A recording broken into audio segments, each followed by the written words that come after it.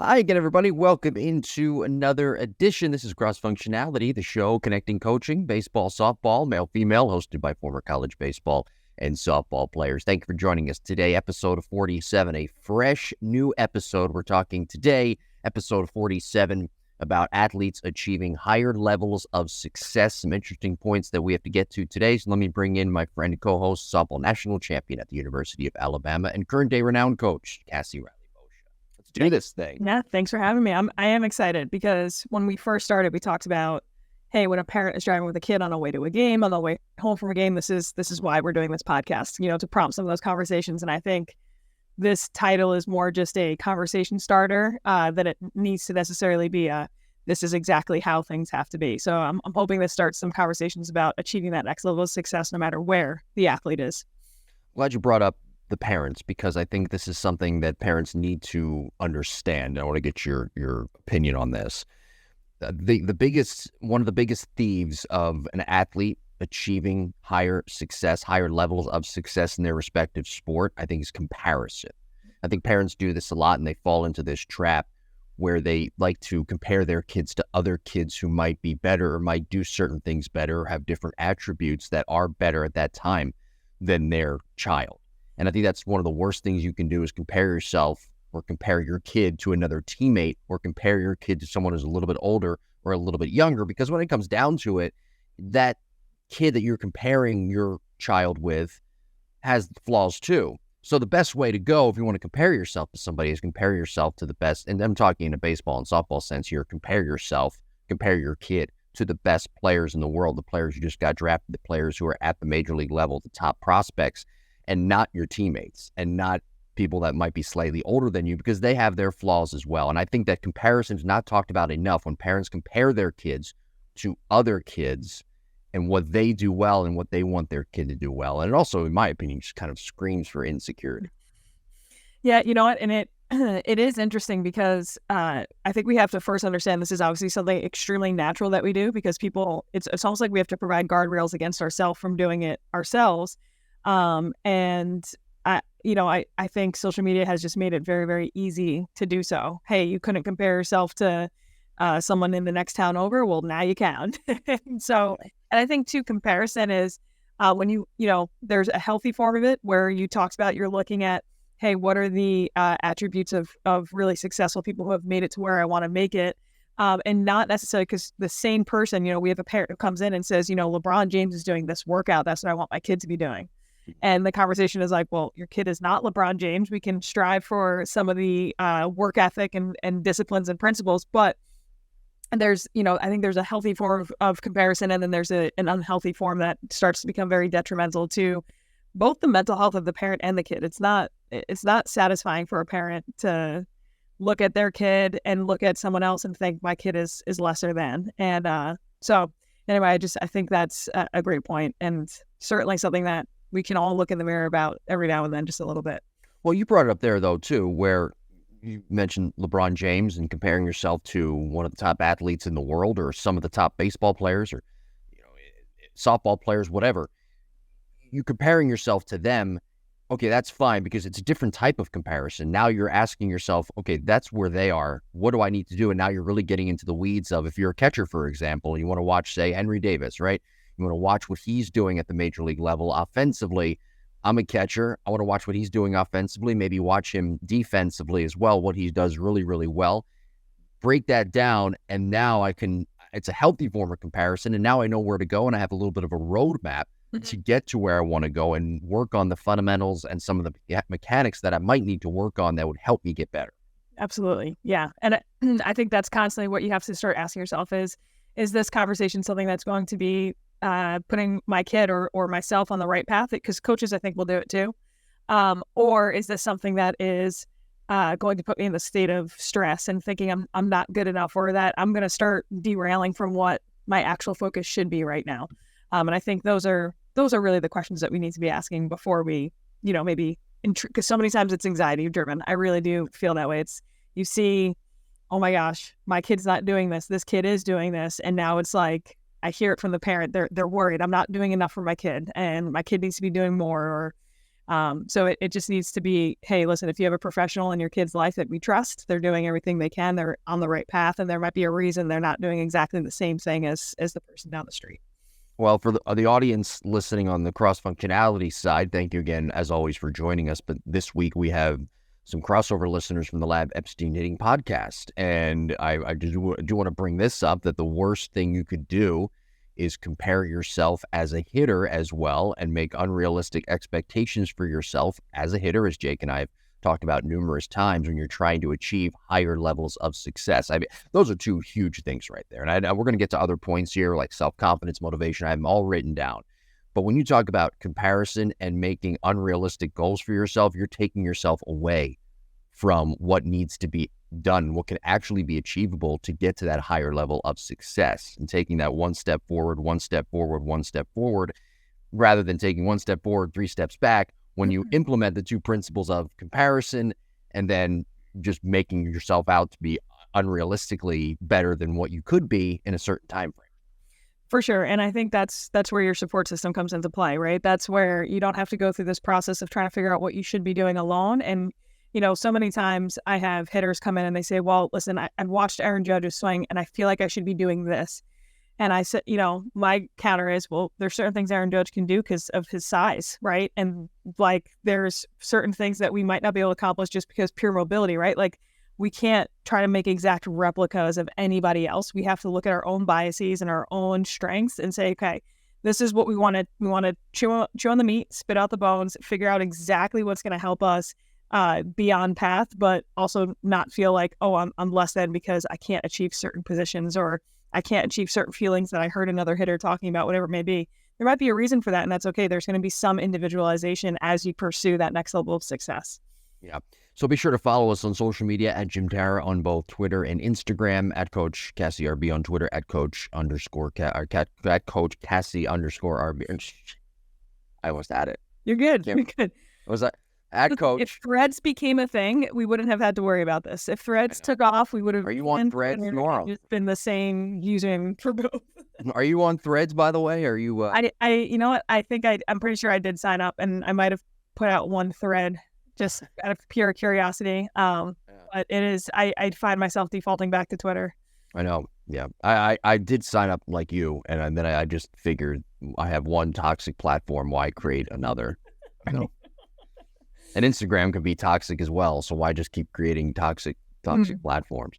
So find us on social media and be sure to watch the show on YouTube, Softball Strength Academy YouTube page. All right, so let me get to some of those attributes that I mentioned a couple of minutes ago. Self-confidence, motivation, these are some of the attributes that an athlete needs to achieve that higher level of success. And a lot of these, by the way, that I'm going to say, and I'll get your point on this in a second after I read them off, but a lot of these are in your control. Actually, all of them, I think, are in your control.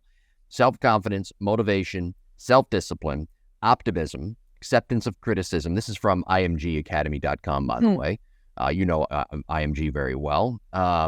Poise, focus, resiliency, accountability. So those are all the things. And we talked about accountability last week. Go back to the archives and listen to that, episode 45.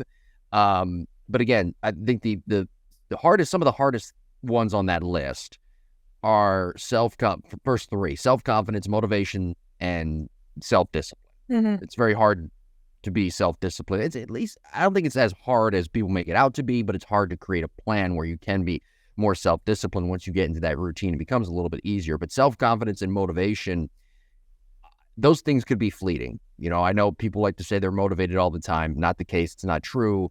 And self-confidence obviously can be very fleeting as well. Right. Well, I think that's why those are so key, and probably 1 and 2, because people have this misconception that the best of the best are just confident all the time. And it's not that. It's that even when their confidence wavers, they work extremely hard to get it back to where it needs to be. So yeah, maybe when you encountered them at the end of their road, at the end of their process, if you will, to success, they appear like their confidence doesn't waver at all. However, you're seeing the result of so many days and weeks and months and years of doubting, and then working so hard to eradicate that doubt, whether it's through any journaling, working with a professional, whatever it may be. It is so many hours, weeks, like I said, and months of just working hard at that one thing. And I think sometimes, as a sports community, we've accepted the physicality of it. Like, of course, that person didn't get there overnight. They're not just naturally talented, but the mental side, I think a lot of us still think, oh, some people just mentally have it or they don't. Not that this is a process that is worked on just as much, if not more, than the physical side of the game. Well, and I think too, when you look at resiliency and accountability, we talked and alluded about those things last week on last week's episode. Resiliency, I don't know. Sometimes I feel like either you have that or you don't. You're either resilient or you're not. And sometimes I think that's maybe a product of your environment growing up. Accountability, that's something that can be learned, but oftentimes, again, you hear this about people. People don't ultimately change. Their actions ultimately stay the same. So I don't know. I mean, that's might be something that you either have or you don't as well. You're either, again, product of your environment. You're either brought up to be accountable or you're not. What are your thoughts on that, on resiliency and accountability? So it is interesting. And sure enough, I'm going to give a physical example. And I don't know if there's research behind the physical example. I don't know if there's research behind the mental example, but that's how at least I apply it. So there is windows of opportunity throughout a young athlete's life to improve their speed, to improve their strength potential. Meaning, so if you had a cup size, let's say a small cup size of strength potential, if you've missed your window of opportunity to work on that, essentially you can get stronger, but you can't increase your cup size. Yeah. You can fill it to the top, but we get to a point where it's like, okay, we've kind of maxed out, and it's really speed and power are the main factors that are, the main ones there. So I think of those ownerships qualities and the resilient qualities, and I have to imagine that people have these windows of opportunity as they're getting older, that they have this potential to improve what that cup size is. And you have some people that maybe they are low on account. I work with high school athletes, which I think it's such a formidable time in their life, where their cup size might be huge, but it's only filled a quarter of the way. And we have this really cool opportunity, and I get to watch this jug fill up for them. And I send them off to college and pro ball. We do get some pro athletes the first time we're seeing them at that pro level, let's say the minor league level. And it does seem like they might have a much harder time making those adjustments. And maybe they are capped on their potential in those categories. But that's at least how I have started to picture in my head. And shoot, if there is anybody who knows a sports psych professional that maybe knows a little bit more literature and research on that, I would be so curious on one, how people measure it, and then two, what their potential might be. Yeah, email us, jimbopodcast21 at gmail.com. I want to go back to self-discipline for a second. That's always kind of an ever-evolving process as well, because as you get older as an athlete, you have to learn your body better, and you have to understand what you need to do to help your body achieve that athletic success. And that all comes with self-discipline. I mean, that's you got to be disciplined enough to actually create that plan, or reach out to somebody, create that plan, and be able to follow it. And it's a very rigorous process. I mean, if you read certain athletes and their diets, certain athletes, what they do, any sport really, but pertaining to baseball here and softball, and I'm sure you experienced this too at the University of Alabama, where you get this strict workout regimen, this strict dieting regimen. And yeah, it looks easy on paper, but then when you get into the weeds, it can be really, really hard to follow both. And that's where that self-discipline motivation really comes in. Well, you know what? I'll tell you the best example I've seen of it. And I think the self-discipline is interesting, because you have some people who are disciplined in certain environments. So they get into this team environment where the nutritionist is right there, the strength coach is right there. They wake up, they're on campus, the weight rooms will walk away. And it's very easy for them to follow this protocol. Or I should say, it's very convenient for them to follow this protocol. There's not many distractions. And, they sometimes don't even have a choice, right? Like, you have to show up if you want to be on the team, right? And then you get sent home for the summer, or you get sent home for winter break, and you still have the same diet protocol and the same workout protocol, but now it's not as convenient and you don't have the same support system. And I think that is such a true determining factor in that self-discipline, right? Are you just disciplined when it is convenient, or are you able to regiment yourself and create the schedule for yourself to still follow these guidelines in order to be successful? Yeah, I find that, again, when you're alone, when you're on your own as an athlete, and especially in the summer, these trainers can give you workout plans, they can give you dieting plans, but now it's up to you to follow. And you've got external factors now that were different from when you were on campus. You experienced this, And it's one of the reasons I think that you probably maybe stayed on campus, as you mentioned in previous episodes, because you wanted to eliminate those external factors that might take you away from that self-discipline that you had. For sure. Absolutely. And you know what? It's really at the end of the day, it might be a commitment issue, because there's going to be a certain amount you sacrifice, right, in order to get yourself in the right mindset for those disciplines. And you know, just a brief example, we had a phone call with a parent the other day.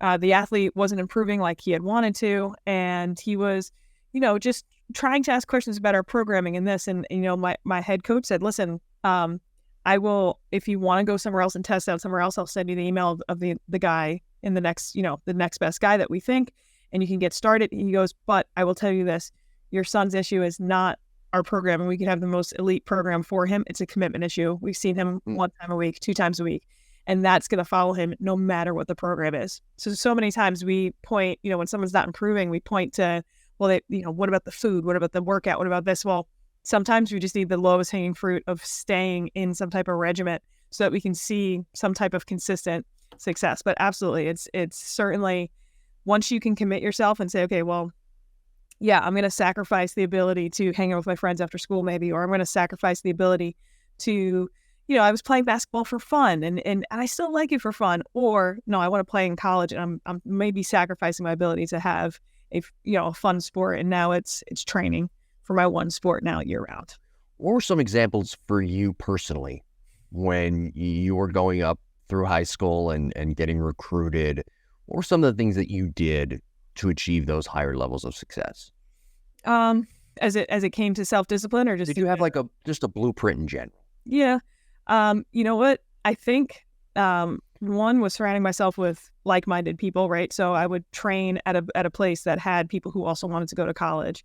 I had the option to go to my high school weight room, but a lot of my girls on my team didn't. That wasn't necessarily their goal, was to play in college. So I would travel a little bit further to make sure that happened. And I think, you know, it's funny because so many people would look at those little things like, hey, that's a sacrifice you made. You missed out on time hanging out with your friends. But in my head, it was the only thing. You don't really have options when you want to make it to that next level.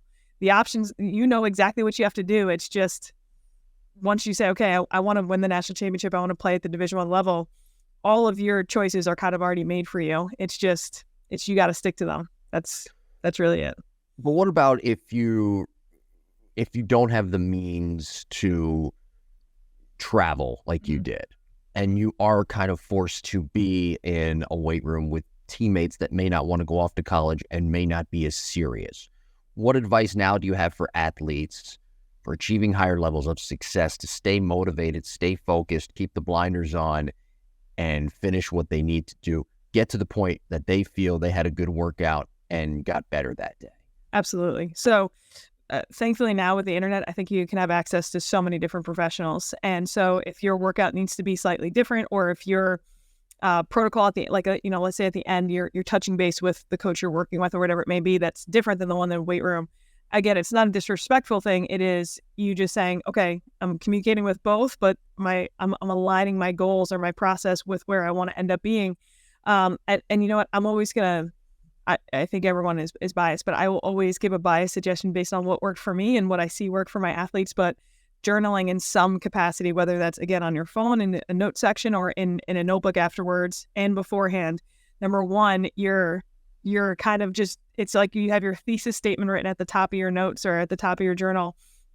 This is why I'm doing something different. This is why I'm working a little bit harder. This is why I am not sticking with just kind of the mediocre path right now, and why I'm pushing so hard to get even just a little bit better in a different direction. Because people are going to look and be like, you're good. Why are you working that, like, why are you pushing yourself that hard? Why are you fighting this hard? And it's because you're not trying to just be good right now. You're trying to be great in 2, 3, 4, 5, 6 years, wherever you see yourself down the line. So with you achieving higher levels of success, athletes achieving higher levels of success, when you were in high school and you were going through this journey, how did you put the blinders on, and how did you stay focused and eliminate all the other external factors and distractions that could have taken you off your path?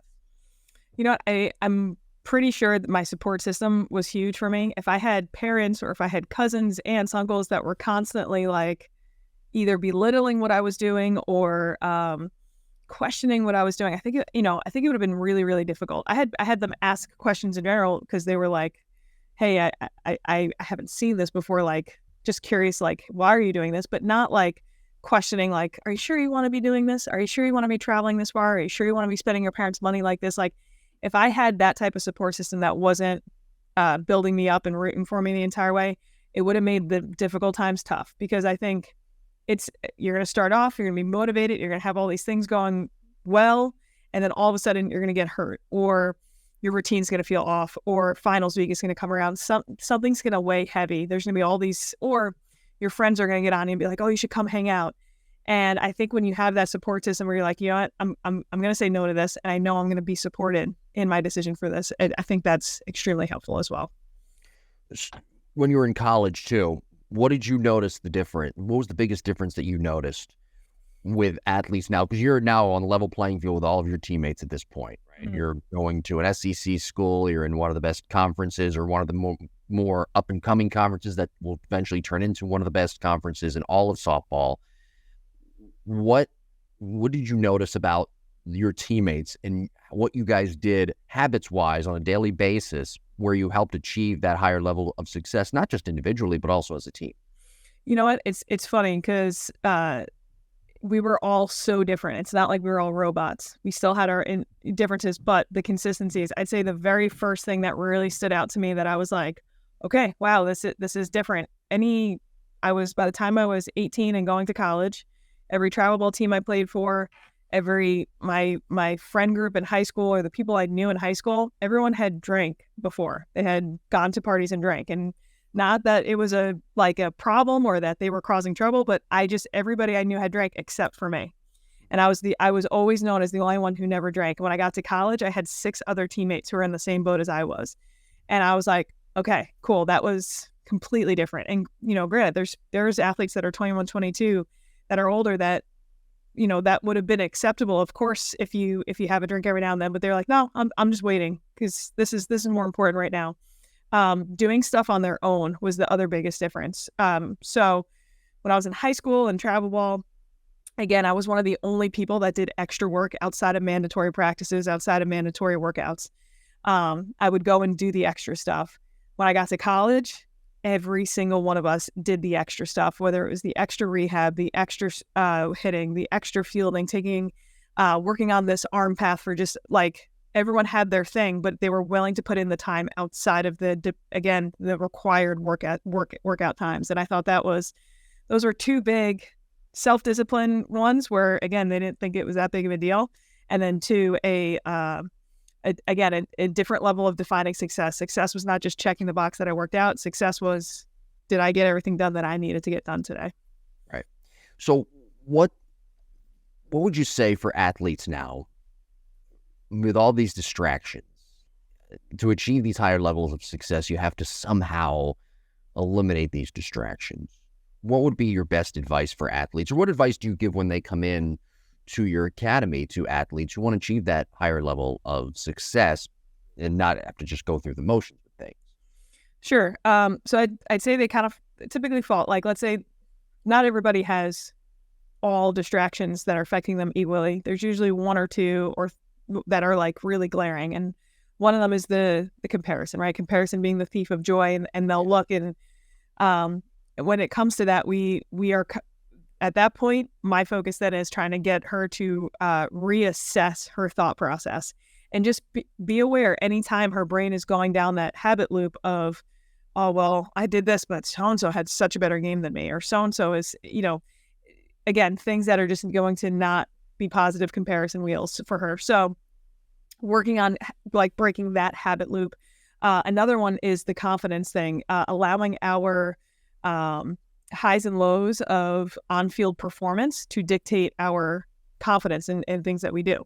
And the idea is that, it's funny, when I was going through my notes for this podcast, I was like, gosh, we did a whole podcast on this topic. We did a whole podcast on this topic. So really, so much of this podcast has been discussing achieving this next level of success in greater detail. But that confidence issue, and not tying it to performance, and being steadfast in, hey, I might have had an 0 for 4 day. That doesn't mean my confidence now has to plummet and dip. And how do we work on tactics and ways to maintain that higher level of confidence, even when our performance is going to dip? So those, I'd say, are really the biggest two distractions to someone getting to that next level, because if you're constantly stuck in self-doubt and worrying about what other people are doing in a negative way, you're just going to spin. You're going to go to your hitting lessons, you're going to go to your workouts, and you're never going to start progressing to where you want to get to. What if, though, you're an underdog? In other words, what if you look at somebody, like, for example, if you're a coach and you see somebody come in and they don't have certain tools, but they have these aspirations to want to play at a higher level. They want to achieve as an athlete that higher success. Mm-hmm. Obviously, as a coach, I'm thinking you're going to look at the tools that are the weakest and try to work on those. But with somebody, an athlete who has that chip on their shoulder, and while maybe doesn't have the greatest tools, still performs on the field, how do you help them sort of level off mentally, eliminate some of that chip on their shoulder, and get them mentally in the right place to where physically now they can improve? Yeah, so that's a great question. And I think it's going to be, I have a few athletes that come to mind, and it's really been such a different approach based on the person. But again, as long as that chip on that shoulder is not dictated by outcomes, because I think that's the biggest thing, is we can say, I want to go win a national championship, I want to get a D1 scholarship, I want to go play in college, make varsity, whatever. These are all well and good, but the definition of our success is the pursuit, is what happens in the pursuit of that. And let's have a chip on our shoulder as we're pursuing it, but let's not have the chip on our shoulder that is solely based on the outcome, or just a vendetta against, stealing someone's spot. But granted, that can be a motivator that pipes in every now and then, but it can't be the only way we define success. And if we've achieved it, because you're going to get there and you're going to be like, oh, cool, I did it, instead of, okay, what's next? Now I've just established all these tools to be this next level human. What's my next level now? Well, accountability is a big part of achieving higher levels of success. How does one, again, and this is something that I keep mentioning this because it is the title of the episode 47, achieving higher levels of success today. That's our topic at hand. Next week, we're talking about seeing opportunity, episode 48, but episode 47 today. When it comes to accountability, how can a young athlete, collegiate, high school athlete, how can they create sort of an accountability checklist that'll keep them in line with where they want to go and what their goals are at that point? So I'd say for the first step, because you can't hold yourself accountable if you don't know where you're going, right? Right. And you can't have anyone else hold you accountable, or you can't hold others accountable if you don't know where your team's going. So I think both team and individually, there needs to be this is where we want to get to. This is where we currently are. Where do we align? Like, where are we doing really well? Where is our biggest gap, right? And now we have this roadmap, and now we need two things. We need to, one, be able to be our own leader and be able to zoom out, self-assess where we currently are, and make sure, okay, am I actually doing what I need to be doing? And so many times this, we think this is a black and white thing, like, oh, someone did something wrong, the captain has to go hold them accountable, or it's not always that. You could be working really, really hard in one direction, but the accountability is being able to zoom out, almost audit yourself and say, is this the right direction I'm supposed to be working on? Is this aligning with where I want to be? And it's not a black and white thing. It's sometimes very difficult to determine that. So I think that's where sometimes you need help with your accountability. And that's where you bring in your support system, your coaches, the other professionals that are working with you to say, hey, is this the path? Am I pushing on this path in the right direction? Because, we always, a phrase we commonly use, or an analogy we use, is we might be trying to chop trees down in one direction, but we need someone constantly climbing to the top to look and be like, okay, we're still going in that right direction. We can come back down. Now we can work. So I think individually, as you're working, as you're doing your cardio, as you're doing your weightlifting, as you're working on your hitting plan and your throwing plan and whatever else that you're doing to work, sometimes there is the times where you have to zoom out and say, okay, am I feeling my best, right? Sometimes we might be working ourselves too hard. Am I working hard enough? Am I pushing myself in positions that I need to be pushing myself? Am I working way too hard in a cardio aspect when I need to be really working in a power aspect, right? So these are these are all questions that you can start to ask yourself. But this, I think creating what that individual checklist looks like for you has to come with the aid of professionals, especially as you're in high school. How did you keep yourself accountable when you were coming up as an athlete? Sure. So I had my parents for sure. They were always there if I, because I used to have APs. I was vice president my senior year. I had a lot of stuff going on, and they would always help me with balance, especially if I dove way too headfirst into training and softball, and they were like, "Hey, I feel like we don't have Cassie here. I feel like we just have the softball player here all the time." Or if I maybe started to get caught up too much, where it's like, how's your training going? Do you feel like you've established a schedule that's helping you balance both? So they were kind of like my moral compass. And when it came to that, I had a hitting coach and I had a mentor that worked with me in hitting, but really in the mental game. That was, I can't tell you how reassuring that was to know I had those two in my life, because now all of a sudden I knew one was going to push me where I need to for hitting. The other one was going to push me where I needed to for my mental performance, and check me right back if I needed any help there. And the mentor, honestly, she coached me. She was a guest coach on one of the teams I played, and I just reached out to her and I asked her, I was like, "Hey, I love what she talked about. Can we just touch base on the phone once a month?" And she ended up becoming one of the biggest influences in my life. Was at my wedding this past year, So that was helpful. And then I had one or two teammates that I could always talk about. Just anything, gosh, like how we're approaching a pitcher, how we're training in the off season, how we're setting our schedules up so that we can still be successful and not run ourselves into the ground too much. So for me, at least personally, I relied on a support system. That's not for everybody though. Some people prefer a little more internal, but that's at least what worked best for me. So I think we found out something today. You dabbled in politics. Maybe. So you were the vice president of your class, I'm guessing? Yes, my senior class, yeah. Okay. Yeah. And did you win the popular vote? Did you win? How did this happen? No, it was my friend was running for president. Mm-hmm. She asked me to do vice president. And I was like, no, I can't. I hate doing speeches in front of people. And she's like, no. Vice presidents don't give speeches at graduation.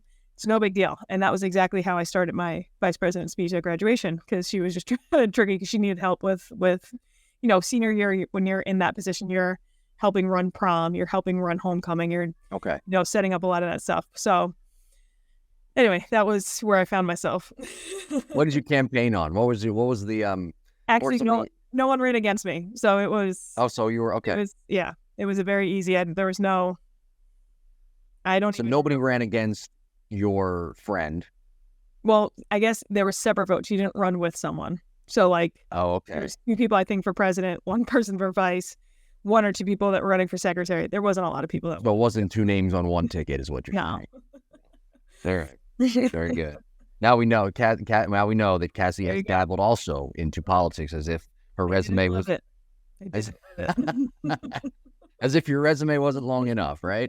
Next week, episode 48, Seeing Opportunity. Do you have anything coming up at Softball Strength Academy? Anything that you'd like to let our audience know about? You know what? As we finish, we just filmed, I guess, 30 new posts that are going to be starting to roll out. And they're going to be in conjunction with way more of a presence of some of the posts that are some clips from our podcast. So trying to combine our Softball Strength Academy posts to align a lot more with our podcast clips. So that is coming our way in the next few weeks. All right. Very good. Well, thank you everybody for listening and watching. Be sure to subscribe, Apple, Google, Spotify, of course, wherever you get your podcasts, and on YouTube as well, to watch the show, the Softball Strength Academy YouTube page. And we will talk to you next week.